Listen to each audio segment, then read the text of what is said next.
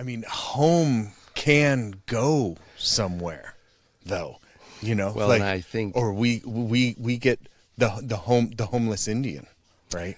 well, and I think, interestingly enough, we've been through what humanity is going to go through in the next 10 or 20 years. Ooh, catastrophe. Yeah. The entire world as we know it was reshaped, destroyed. Ooh. And think about it. The landscape, the world, our source of food, our source of water, everything we knew, our people, 90% of our people. And what they're saying, some of the scientists, of course, are saying, is that with the societal collapse, which many argue is inevitable, you're going to lose at least a third of the world's population. Well, imagine we lost 90% of our population. Right. Yeah, go to the Indians to learn about societal collapse. And survival. Right. Adjustment. Right, or the African diaspora. Isn't, what's going on right now. Right. Yeah. That's like one of my favorite philosophers, Cornel West says, never be surprised by evil, never be paralyzed by despair. No. And he's great. He's a friend. I know him. Oh, is that right? Yeah, he's a brother. So yeah, he certainly is. That's right. He's a good guy. He's alive, and he's alive. He's really a live guy. Yeah. So here we are, episode 2. It's nice to see you again. I'm so glad that we're writing a new chapter here today. And it's warm, and it's indicative of the early fall, end of summer, early fall. Right. It's sort of like it always happens in this locale in Sonoma County here on Sonoma Mountain. It always happens that right before fall or right before there's a shift, summer tries to come back with a punch and say, I'm going to survive, and it goes all out in heat. Yeah. So we're at the start of what's going to be 3 or 4 days of heat. Right. State of emergency here declared by the governor for the heat advisory index over the weekend. $54 billion last night. Oh, they passed the last day of August to be yesterday, last night, the last minute, to be carbon neutral by California, to be carbon neutral by 2045. Oh, okay. Just passed. That is a wonderful plan. The net neutrality. It finally passed. Okay. They've been talking about that package of money for a while. Just now from Sacramento. Oh, wow. Okay. Yeah. So it happened last night. That's wonderful. Yeah. That's wonderful. We've been waiting for that to happen. Yeah. Because the plan is still out there. You can go download the PDF. Yeah. How is California going to move from becoming a carbon source to actually a carbon sink in the next 20 years? And we're basically talking, 45 is 22, 23 years. Sure. But the real question is, how are we going to do that? It's very ambitious. It kind of relies on a lot of technology that hasn't been built or tested yet, at least on an industrial scale, and any sort of it requires the technology to get to a place where it becomes cheap enough to make, like carbon capture, for example. Well, one of the things I've always liked about the governor, even when he was mayor of San Francisco, is that he tends to overreach and to stir things up, to get things going. So you recall, with the gay marriage thing, it failed, but he started the discussion in this country. Mm-hmm. So he's always kind of out ahead, and he'll do sort of radical approaches, if for no other reason, it seems, to get people thinking about things and things we have to do. But he's absolutely right. Yeah. I mean, if we don't, if we're not, if the world's not carbon neutral by 2045, which, who knows. But again, as you were saying earlier, as Cornel West said, don't underestimate evil, but don't give in to despair. Yeah, and there are plenty of things that I disagree with Gavin Newsom about, though, too. Yeah. Saying a politician is right is an act of prescience that I don't have. Right, that sort of vision to the future. It's like, funny we don't know how things are going to. Let's not condemn that third of the world's population to death yet. Yeah, not yet. The other thing, Obi, not to, now that we're done talking about me, we can certainly talk about me. When you say that. But, people always say, well, Greg, why don't you run for office? Because, Obi, I would be compromised. All politicians are compromised. They have to give in. Yeah. They have to say and take money and do things from people they necessarily wouldn't have to. And I'm in a wonderful position to advocate for the environment and the world, being leader of a tribe. Right.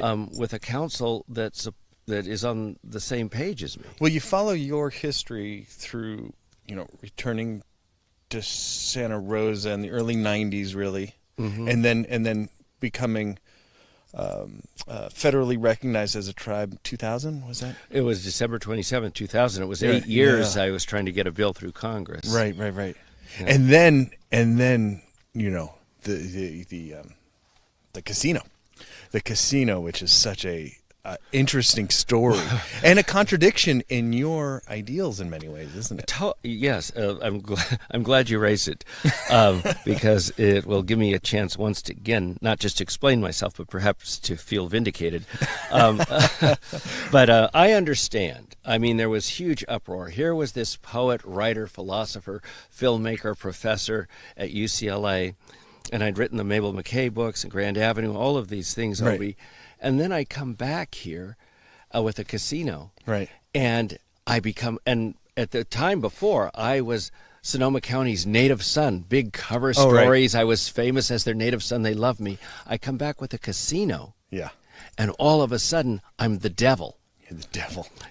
He's going to ruin Sonoma County. There's going to be prostitution and that mirrors somehow that's a very colonial attitude towards California Indians or Indians in general across America, isn't it? You've hit the nail on the head, Obi, because I was going to tell you about the two stereotypes of American Indians.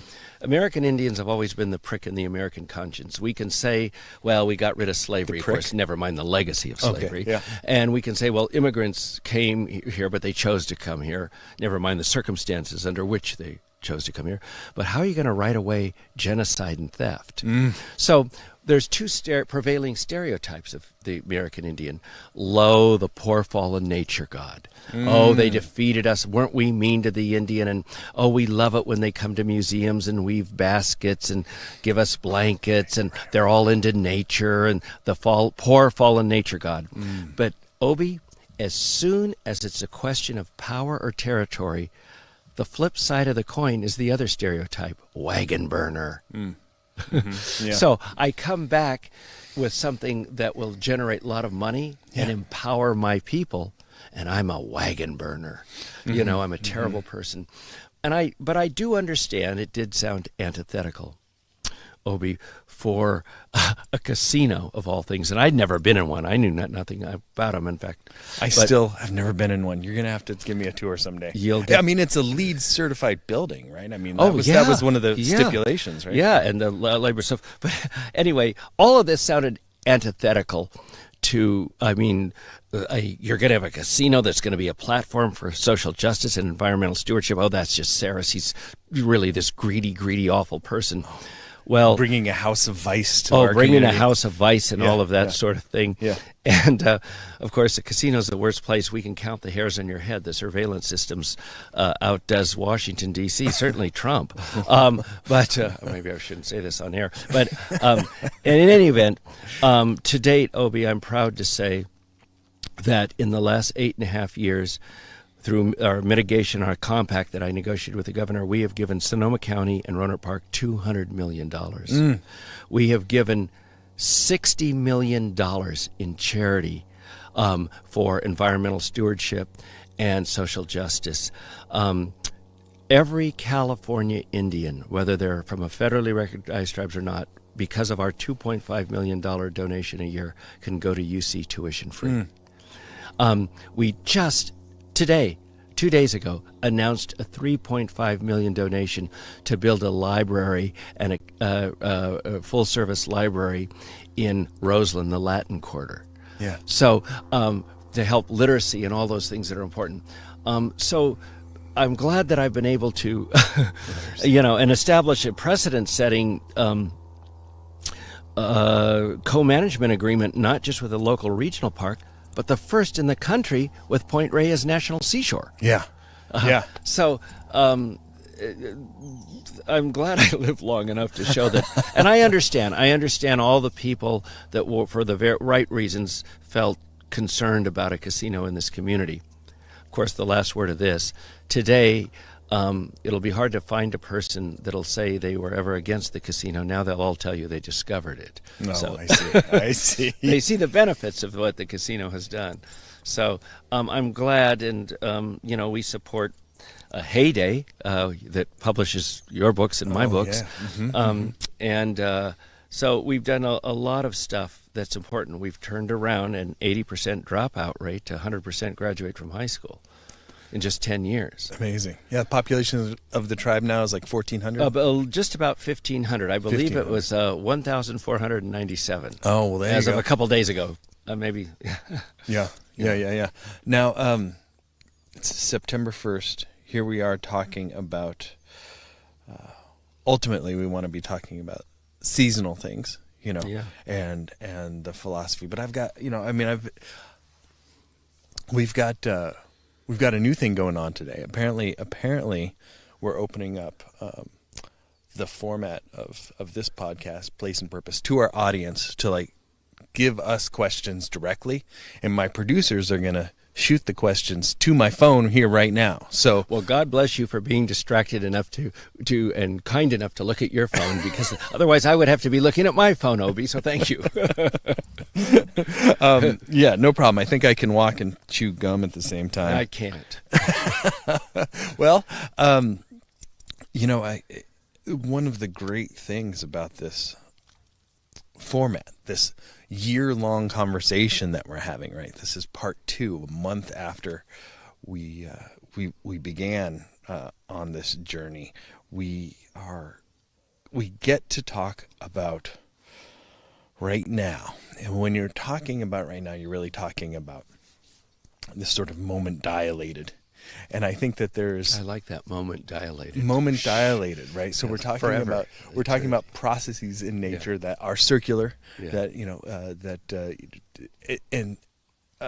circular in time and in space around the horizon of locality and non-locality.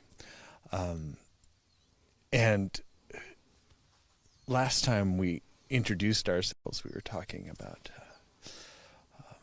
Mabel McKay and Essie Parrish quite a bit. I love that these two Pomo women, both doctors, both prophets, really. That's a word that you don't shy away from, or at least part of a prophetic tradition. Yes. Right.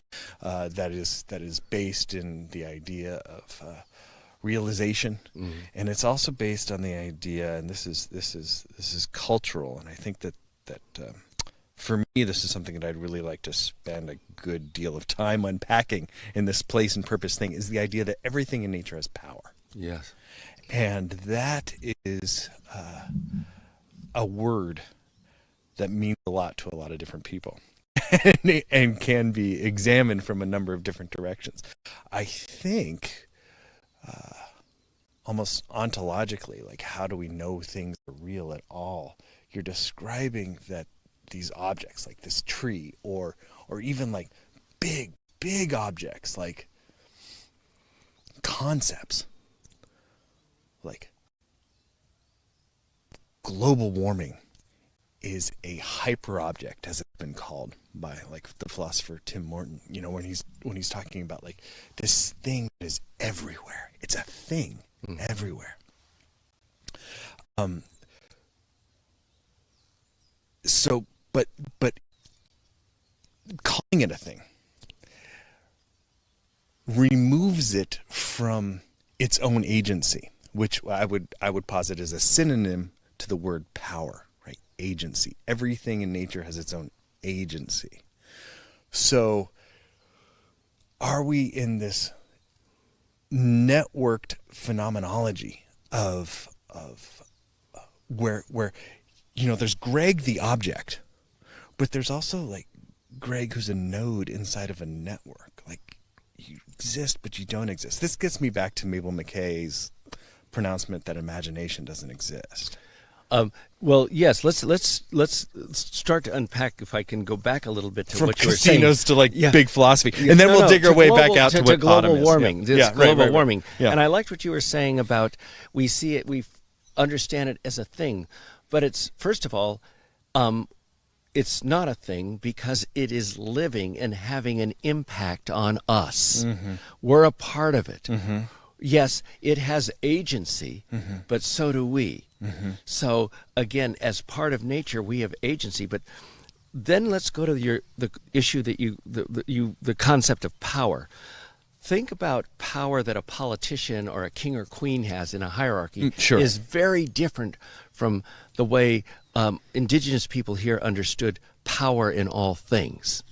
In other words, they understood that everything, a tree, a rock, birds, all of those things had power. And if you violated them and didn't somehow see yourself as part of what you were calling things or whatever, and that you were part of the objects, if you somehow saw yourself as separate and gave yourself, therefore, the authority to kill the bird or do something, you risk retribution. All right. And so that's the way of saying that bird and that thing has power, but it's not the kind of power.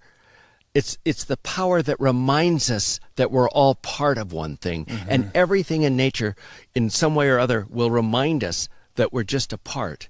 Chop down all the trees, you'll have no shade, and you'll burn. They reminded you. That you don't have, you do something, it's going to come back on you. Mm-hmm. And that's why, again, we used to call the white people miracles, because they didn't understand that. They saw themselves as separate, things separate from them. And it's a very kind of different way of looking at the world. But global warming is a concept, but it's also an ongoing activity of which we're a part. Right. And we have agency to do something about that, or adjust our lives in ways to do that. But you and I were talking... We hope so. We hope so. The best of us in the best moments of our lives. But you and I were talking the other day, I think, on the phone, and, we were saying, that... these things are out there and they're coming. But what I remember saying to you is that we always think we're the ones in power. We have the power to destroy nature. We have the power to fix things. Mm. But nature, and this goes back to just what you and I are talking about, nature has the power to do things to us. As Mabel once said, earth will swallow. It will sacrifice. It will sacrifice. And right now, Earth is reacting. The trees are reacting. They have agency that are in turn. And so if we, again, think of the power that these trees have, if we don't respect them and remember them, and these birds and animals, they're going to sacrifice us. We're going to be sacrificed. Yeah. That's another way of seeing this. Mm-hmm. Sacrifice to maintain, because the structure, of the world, to use another word that fits clumsily, the world. The structure of the world, or you could say even reality itself, will always maintain itself. If you start disrespecting the power of the action network of objects in nature, right? Mm-hmm. By taking pieces away, I can almost see it as like taking pieces of some sort of architecture out, and you don't know when the collapsing point is. Because despite what we often believe in this culture, in this world, we're not in total control and never will be. There's an anthropocentrism. Oh yeah. That is dislodged by this kind of thinking, and I believe that is why so much of this consumerist capitalist ideology is threatened by this kind of thinking. And there's something too about the anti-scientific idea of anthropomorphism, which the philosopher James Bennett says is necessary to dislodge the anthropocentrism, anthropomorphism, right? That saying that these trees have power is, you know, it tends towards anthropomorphism, saying that this is equivalent to my own agency in the world, you know, and so there's a flattening, almost like an ontological flattening of the power of all things. You know, it's because I am this. You know, this tree is doing more to fighting climate change than I am. Right. You know. Yes. So who has more power there? Me or the tree? And who's helping those few humans that are sitting around right now, in those terms, more than that tree? That's right. Not all of 3 or 4 of us put together. In fact, we've probably just getting here today have done more damage that this tree can undo. That's right. Think about that. Oh, for sure. For sure. Yeah, the causality of our actions going forward is a very difficult thing to track. And so we do our best. Again, that's another McKayism. There's a new neologism that I just coined there, a McKayism. Mabel McKay said, you do the best you can, but I mean, we're doing the best we can, certainly. Is predicting, though, whether or not something is the right course of action is often, well, I guess that's the territory of the prophet, isn't it? You know. You know, Obi, you keep making me, it keeps coming up in the last, when we're talking here, and what you're saying now reminds me of, and maybe a way to understand this is just to see the difference in worldviews just seen in our creation stories. Look at the Judeo-Christian story, where creation is linear, it's hierarchical, with God on top, and then man, and then animals for our use. Yes. We're sitting right here where our people believed Coyote created the world, but at that time, all the animals were people. And to cut the story really short, what happened is that one of them thought he was really smart and trapped deer to eat her and kill her. And when they saw that, they said, "That's the human being." And all of a sudden, the deer grew legs, the bear grew big thing, the birds grew or claws, the birds grew wings, and they flew away. And the one that was left was the stupidest, the human being. And so our way of living and our stories are to remind us of our folly, that we're not as smart as the rest of nature. Folly. It got away from us.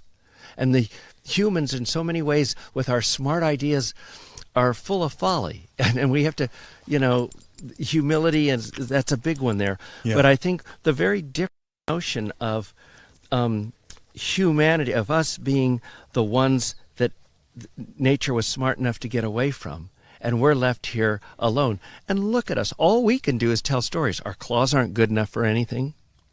We can't fly. We can't run that fast. But we can think and tell stories. And we have one other gift, and that's fire. Yeah. And fire, again, should remind us. Fire is a gift. In a very elemental way. It's a gift. That brings us back to the seasonality. Yeah. It is a very elemental way, is something that can be used to enhance the world and take care of us and keep us warm, or destroy the world. And it's probably the first test of those human beings that left this mountain after the animals ran away. Now, have you learned anything, man? That's what creation is saying to us. And so we did. I think we learned to use fire for controlled burning. It became part of the culture, and it was beneficial to life here for so long. It still is. Oh, yeah.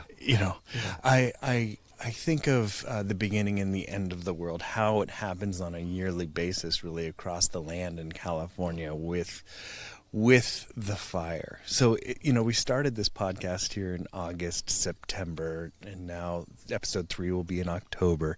And these are really the 3 months of burn in California. Now, we haven't had much fire at the urban wildland interface this year, as we've had some really calamitous conflagrations over the past few years, right? So we've got about 5,000 acres burning right now in near Castaic Lake down there in Los Angeles, and also in Oregon, Grants Pass, I believe there's a fire. Oh boy. Yeah, these where fire is a monster, symbolic of that. One horrible way to think about it, but perhaps truthful, is it's sacrificing. Fire's getting even where we misused it. Yeah, misused the earth. Right. Not taking care of it. They're all in this together. Right.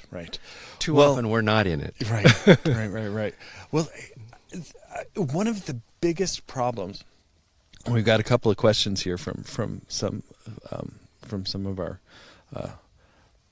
blessed audience members here.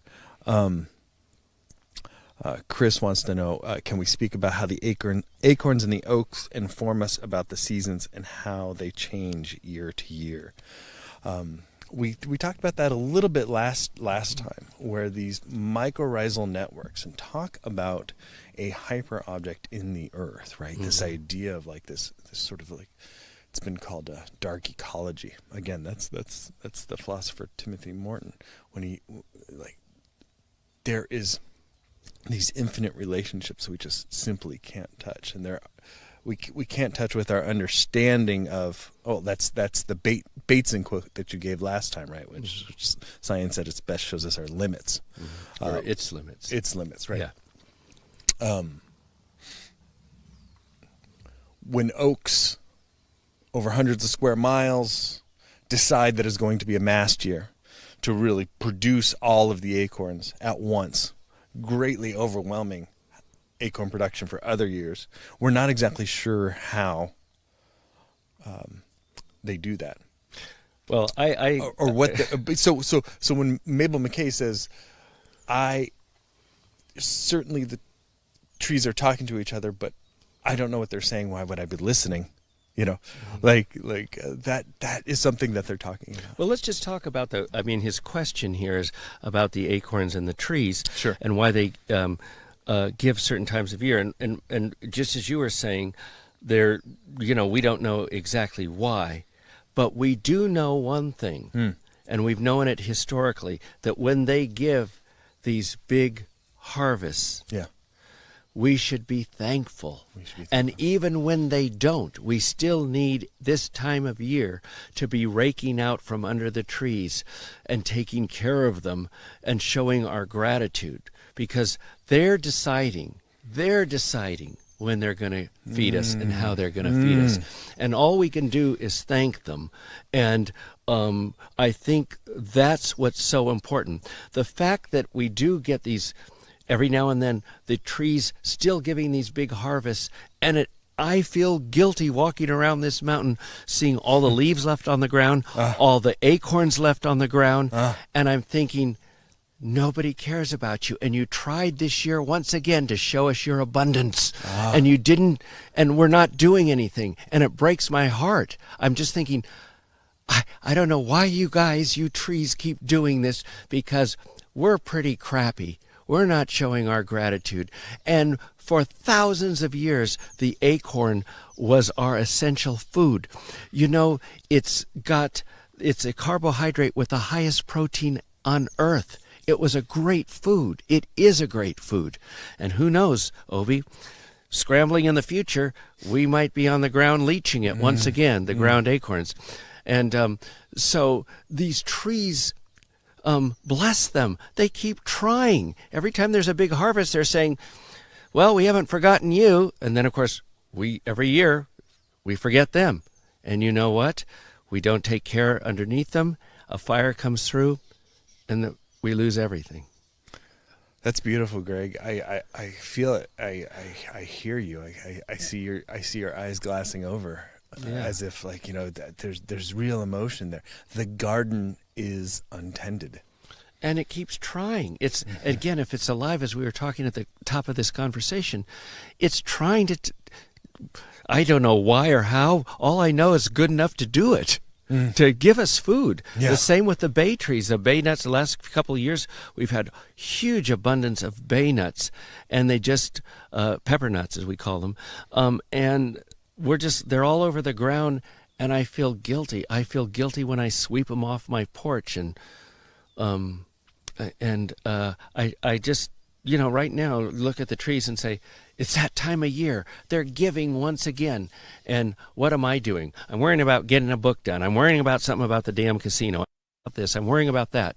What we all should be doing is, if nothing else, start our day by looking at these trees and saying, I'm not worthy, but thank you. Mm-hmm. I'm not doing my part, but thank you for trying to get my attention to tell me and all of us that you're doing your part. How long is nature going to keep doing its part for us? That's the question. Is the system going to collapse? Certainly the system happened for hundreds of thousands, millions of years before the coming of humanity, right? There are other subjectivities in the forest who rely on these systems, right? And what's fascinating about California, another one of these hyper objects, California, whatever. California is a non-local object for sure, but we are realizing in this place of ethnographic diversity, biodiversity, that something happened over the last 10,000 years where humanity and the landscape were integrated to such a way that was completely lost on the Euro-American settlers. Still is, over the past 500 years, really. There was no wilderness. No, here. This was home. The trees were home. This was home. Thank you. That's remember, exactly correct. This was home. When these people came from the east, mostly, they were explorers or colonizers. But two things that they had that were toxic. It's not wrong to be a foreigner. It's wrong to be a foreigner and arrogant. And they were foreigners who were arrogant. Yeah.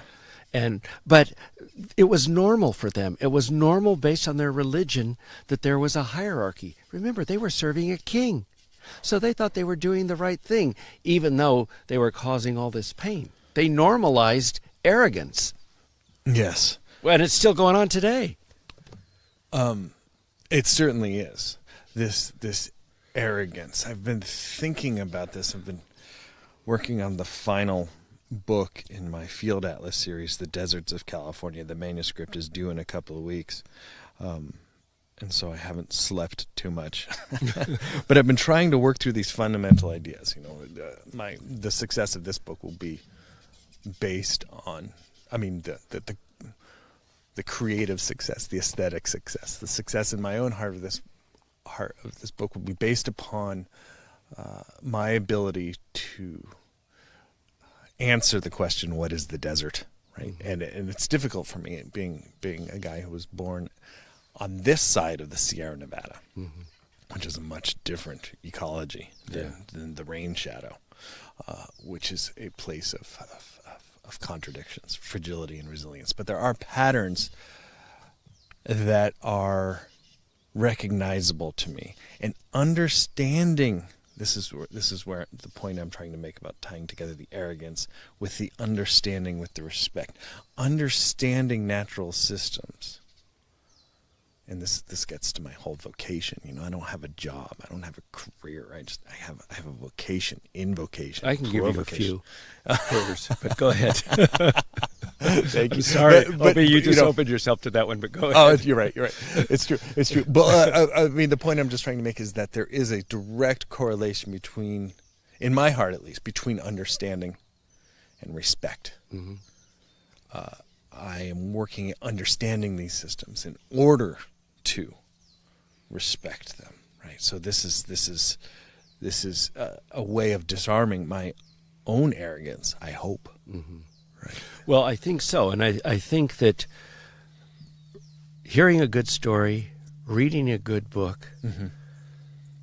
Weaving a good basket, walking in a new landscape, asking questions will promote understanding, and understanding in turn can bloom into a kind of respect. Yeah, there you go. I like that. Well, respect is very important. Okay, so because now, you can't respect what you don't necessarily understand. That's right. You can say, "Oh, I respect all of life." Well, what kind of tree is that over there? Or why'd you just step on that bug? So again, school and thinking, and as I always say when I leave my classroom, I always say to the students, just remember, folks, it's not a sin to think. Again, understanding undoes previous kinds of thinking. Okay. It makes the mind evolve. It dissolves parameters mm-hmm. that you have in your mind. It creates that kind of dialogue with the world that can make you go, wow, what a beautiful, complex place, and I'm part of it. This takes time to think about, huh? Like, I'm reminded of, like, in Tending the Wild, I guess, Kat Anderson's classic book about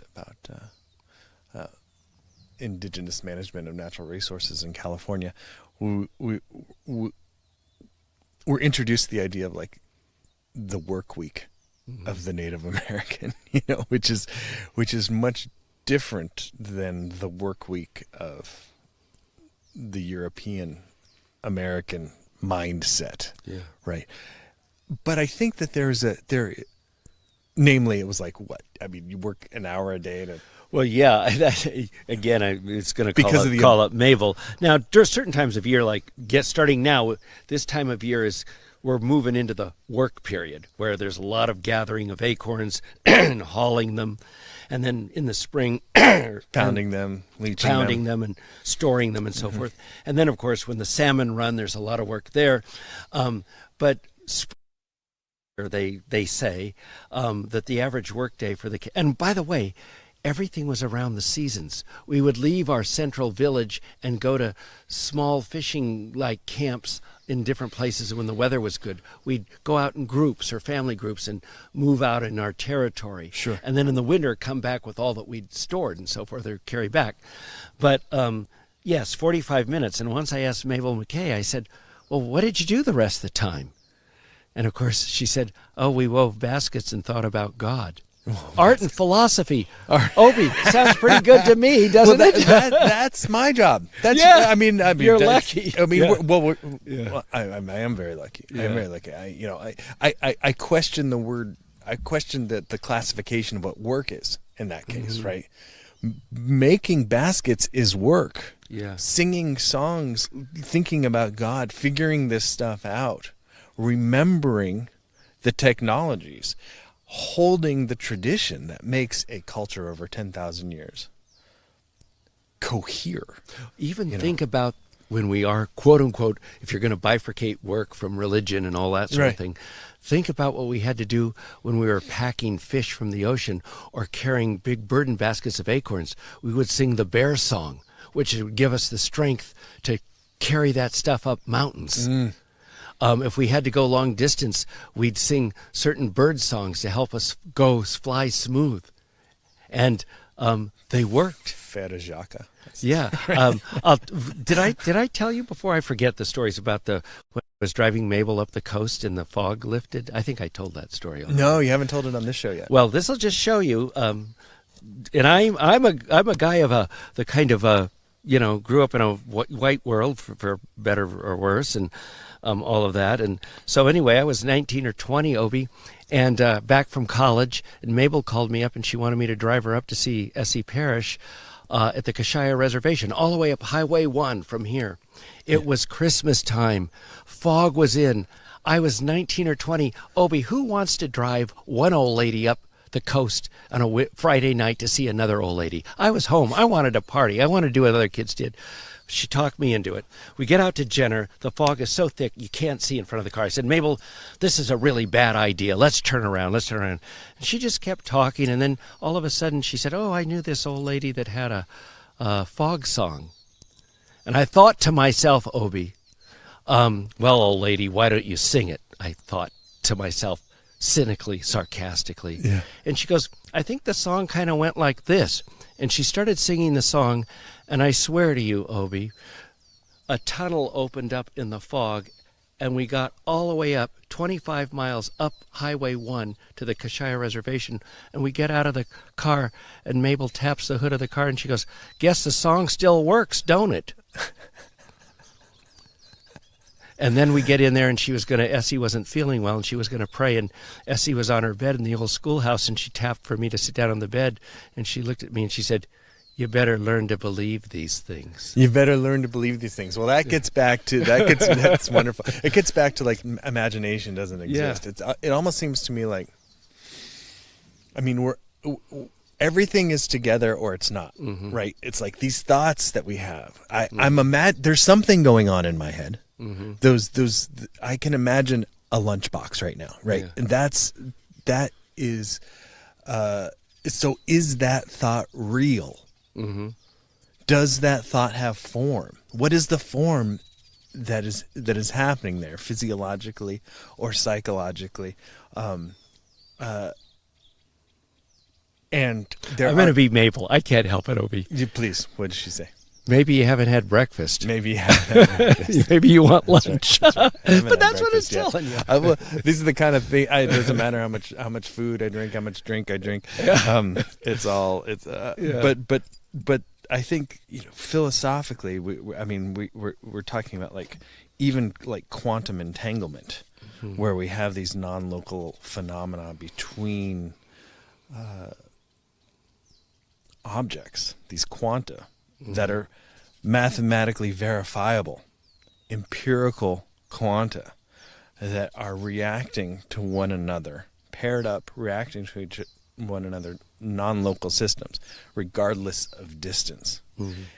And the hubris to think that Mabel's fog song would not have any material manifestation because of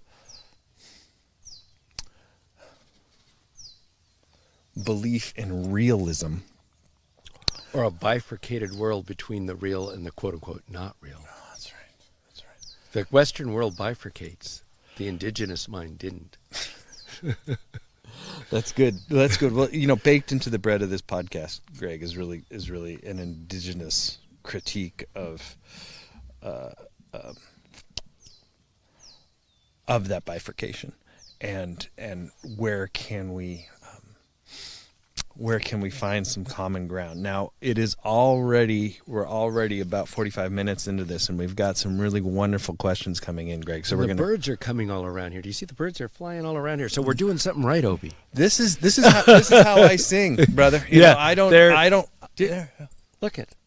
I just said they're all. Oh yeah, there's swallows. They're all and around sparrows. Here. They're all woodpeckers.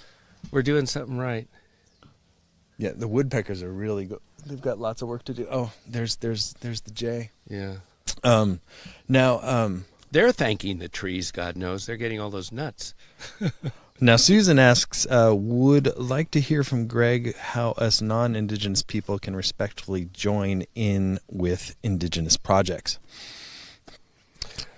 Well, that's thank you for, first of all, caring. Bless you for that. I think there's many things that you can look at, the kinds of things that we're doing on many levels, everything from educating our youth to joining us in our efforts in the parks at, for instance, Point Reyes National Seashore. We will be doing cleaning up. We will be holding classes out there about environmental restoration, and all of that kind of thing. Watch the bills. I mean, everything from the natural to helping us restore the landscape and respecting the landscape, thanking the landscape, remembering the landscape, the world we live in, but also just political things. There's Proposition 20. That was another question. Let's because I really want to talk to you about these propositions. Okay. So we're going to get into Proposition 26, okay. 27. Okay. That's a whole jar. But anyway, help us politically continue to do the good work we do. So that's right. But there's so across the board. But thank you for asking. And I think the best way you can help us as Indigenous people, you're an Indigenous person now. You live here. Don't bifurcate yourself out. We're all in this together. My mother was non-Indian, and, I can't cut myself in half. It doesn't work that way. And we're all here now. So I think rejoice each morning that we're all here and spread that kind of respect, profound respect and gratitude. And then go from there. That's well said. I love how you come back to joy. I feel like celebrating today. Here we are. Hot days of summer and late summer. The dark-eyed juncos over there. They're certainly living their best day. We're surrounded. I mean, you're seeing them over there. I'm hearing them all around. Now, I would like to, always go back to that idea of us being responsible. Mm-hmm. Claiming a place as home means that you have to show up for this responsibility. Saying that this is my home is not enough. I would say I would speak truth to power. I'll speak truth to anybody. I don't care. Mm-hmm. But I want to really encourage actionable hope by doing things like take out your lawn. Yeah. Plant some indigenous plants. Get to know what an indigenous plant is. Yeah. Learn the difference between an oak tree and a pine tree and a cedar tree. And a redwood tree. Right. Work past. Work through the plant blindness that afflicts so many. It's a good exercise, Obi. Right on what you're saying. Yes, sir. Look, and you and I have talked about this privately before, but look at the bay trees and begin to just focus on the bay trees and their villages up and down the mountain. This is a village of bay trees right here. Yes. Right? Yes. And once you see them as a unit of themselves, if they have their own system, just as humans do. Yeah. Just as a social ecology almost. Yes. Yeah. And start looking at that and going, wow, and start dreaming of bay trees. Biogeography. Yeah. That's it. I am working my whole life to be more from this place. And it's a process. It's not a destination. It is certainly my privilege to work at disarming from all of the weapons that I was handed at my birth, really, being of, all the particular demographics that conspire to produce this object called Obi sitting here before you now. Giving back in terms of, I really believe now that this understanding, coming back to this point, that understanding is a form of respect. Understand the history of this place, the traditions of this place, what this place might have looked like before colonization, and the patterns that were there, and how they remain. Because that's ultimately, I believe, the miracle that we need to steward inside of our hearts and with our very active minds. This coming post-carbon California, where we can we work finally at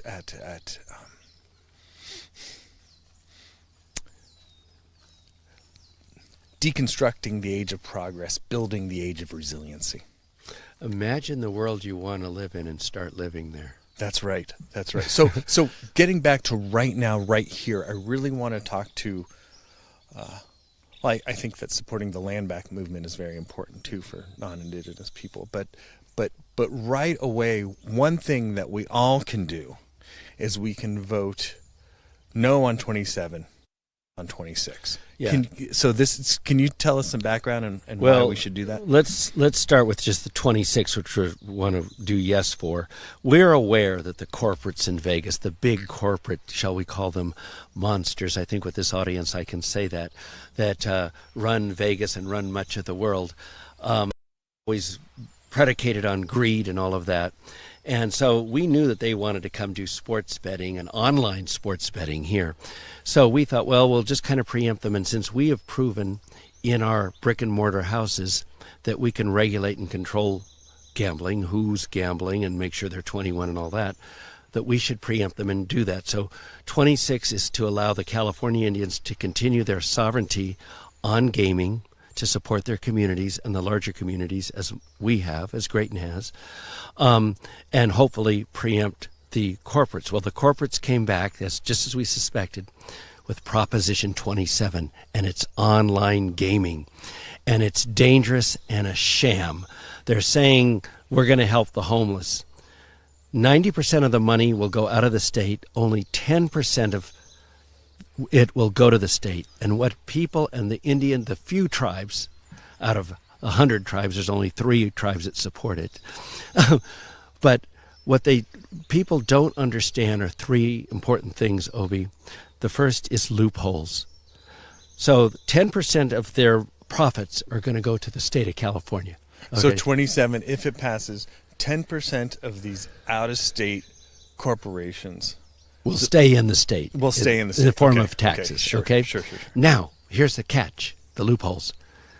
They can deduct $100 million for licensing fees. They can deduct all of their promotional or advertising and their federal taxes. And I ask you, out of that 10%, what's left for the homeless? And what's left for the homeless? Because that's how they're billing it, right? Well, that they're saying that this is the Homeless and Mental Health Support Act or something. And now those are just 3 of the loopholes that they can claim. Okay. The other thing, just as a citizen of California, they're providing no jobs. It's all online. So they're giving nothing to California, really.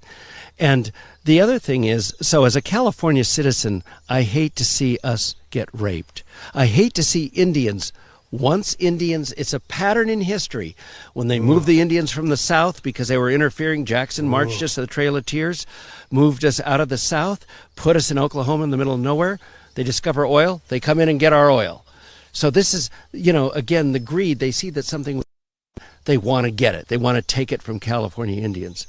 But the other thing, just as an uncle to so many young people will be able to gamble online, Obi, just as unfortunately as they can now access pornography. If 27 if 27 passes, because there's no way to regulate online gaming. You just press a button that says you're 21. Yeah. And they can get their parents' card, run through their parents' credit cards.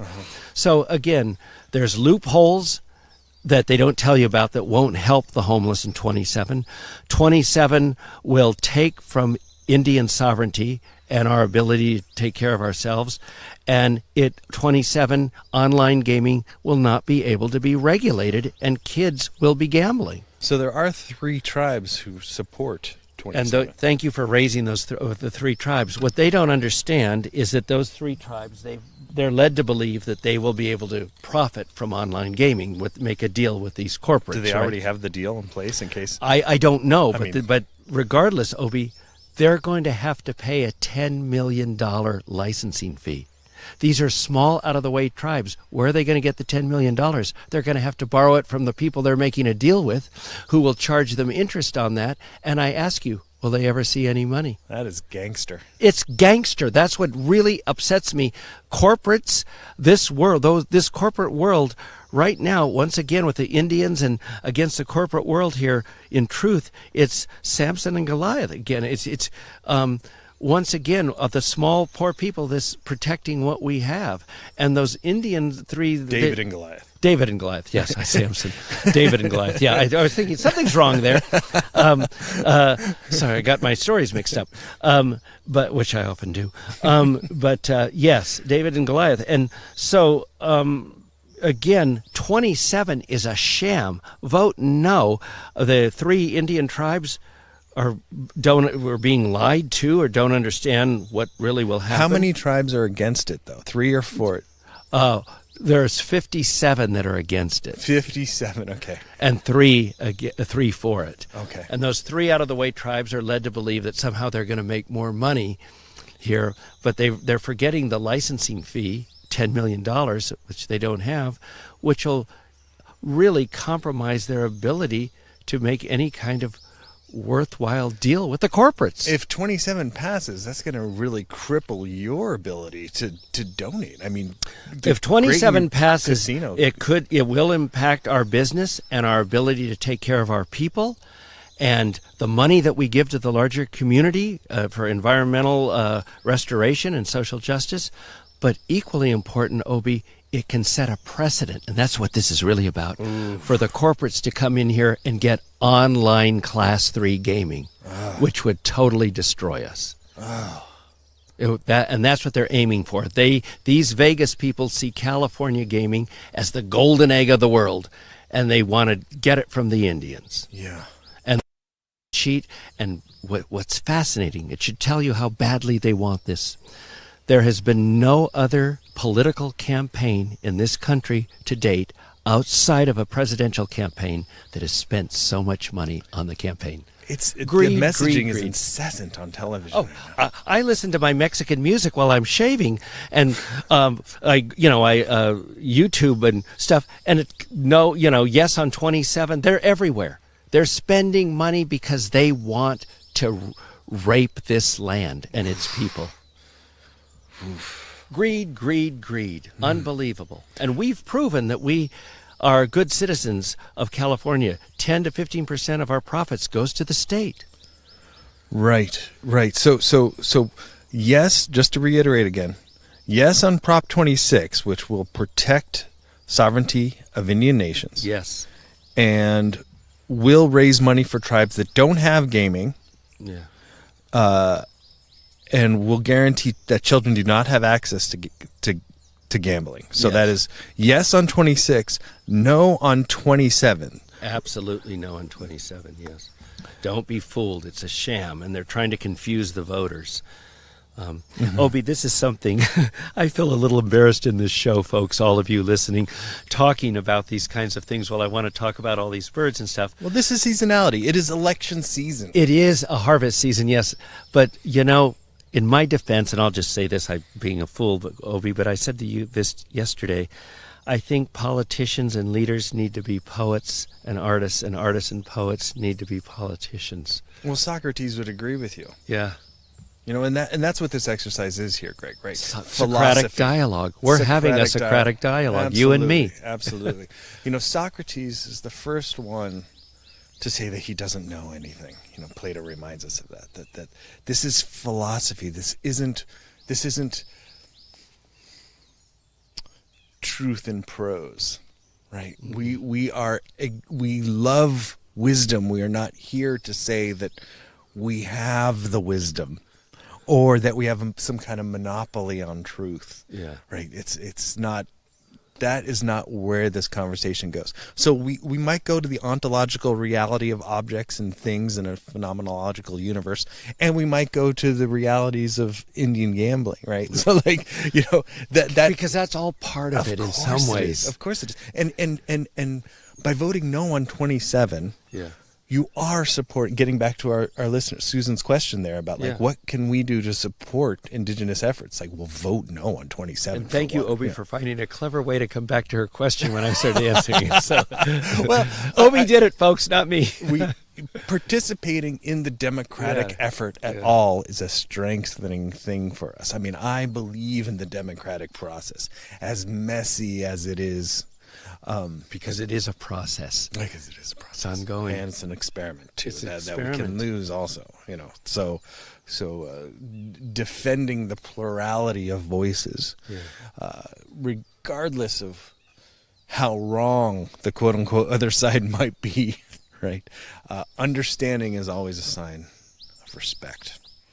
You know, in this day, and as we're winding down this episode, the world has come to a place where polarization, we're getting more frightened, we're getting more polarized, and more than ever, and this goes back to Susan's question, more than ever, we have to find ways to invite all of us to the table to talk. And let's start with some commonalities. Many of the people who will have political beliefs, even greed that's I don't agree with and certainly don't like, that are destroying the environment, don't we all want to start at the same thing? We're all looking for a safe home. We go way overboard sometimes, we get greedy, we get frightened, but let's start with everybody wants enough food and to protect their families. Let's start there. That's the secret of the scrub jay. Yeah, for sure. You know, here we are in the time of seeds, squirrels, and scrub jays. You know, as everybody is busy hoarding their protein and caching it for winter. That's right. And there is more seed right now in the garden, right? This is the time of seed when the buckeye is making the largest seed in the California floristic province, right? Those big balls, pendulous balls, right? And all of our mammal friends are thinking about spring babies, right? So the rutting season has started. Rutting, here. Right? I've seen these bucks are already separating the babies from their mothers and saying, "Listen, I get to have her now." Right. Yes. Losing the velvet from the antlers is going away, and that'll be fun to talk about next time. Yeah. In episode We'll 3, be in when full we go rut by then. October. Yeah. So, I suppose. You know, we've got, and then it'll be fun in October too to talk about. Oh, and I wonder how the calendar is going to line up, because episode 4 is the first Thursday in November, right? We do this every first Thursday, so we'll have to see if we get one more episode before Election Day, right? In early November, yeah, right? That's right. So there's a lot of things on the ballot. Yeah. You know, we're talking about a state constitutional amendment for protecting a woman's right to choose, right? Which is, we are, there's a few other, there's also like arts in public schools, which I know is an issue for you and I. Yeah. Protect the arts. Yeah. Arts and philosophy, right? Art and philosophy, yeah. So we have a lot of, from politics to poetry, we wander, Greg. Yeah. Thank you for joining me again here today. Thank you, Obi, for this Socratic, natural dialogue on the land and place we live in. It's great. I get so inspired. And again, I just have to underscore, we're doing something right. Listen, the birds, folks. Obi and I are surrounded. I don't know if you know, but this is pretty amazing. Thank you, Obi. It's pretty amazing. Thank you, Greg. Until next time. Can't wait. Yeah. All right.